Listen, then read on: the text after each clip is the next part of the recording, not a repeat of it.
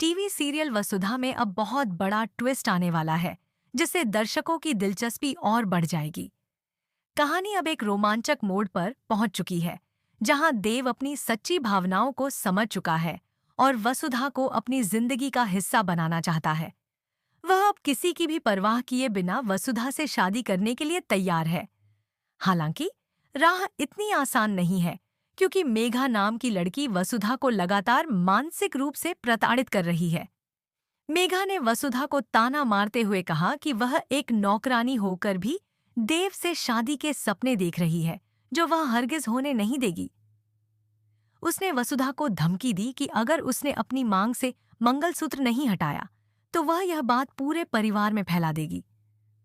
वसुधा, जो पहले से ही कमजोर स्थिति में है, मेघा के पैरों में गिरकर उसे यह बात किसी से न कहने की विनती करती है और मंगलसूत्र उतार देती है। वसुधा की यह चुप्पी उसके प्रेम और त्याग को दर्शाती है, क्योंकि वह नहीं चाहती कि इस बात से घर में कोई तमाशा हो या देव की बदनामी हो। वसुधा पूरे परिवार का ख्याल रखती है, लेकिन उसकी भावनाओं को कोई नहीं समझ रहा है। देव के लिए उसका प्यार बहुत गहरा है और वह शूटिंग में हुई नकली शादी को भी असली मान बैठी है।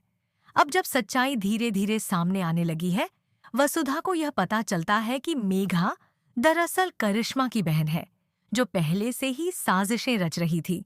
लेकिन वसुधा, जो अब तक चुप थी, मेघा को एक्सपोज करने की पूरी कोशिश करेगी। वहीं दूसरी ओर देव खुद कंफ्यूजन में है कि वह कैसे वसुधा से अपने दिल की बात कहे, क्योंकि उसे यह भी नहीं पता कि वसुधा उसे पहले से ही पति मान चुकी है।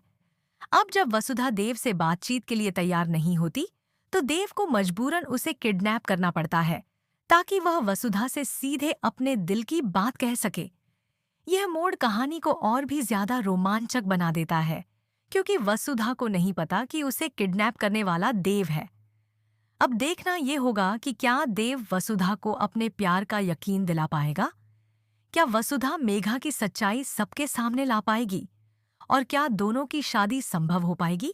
सीरियल के आने वाले एपिसोड्स में यह सब देखना बेहद दिलचस्प होगा।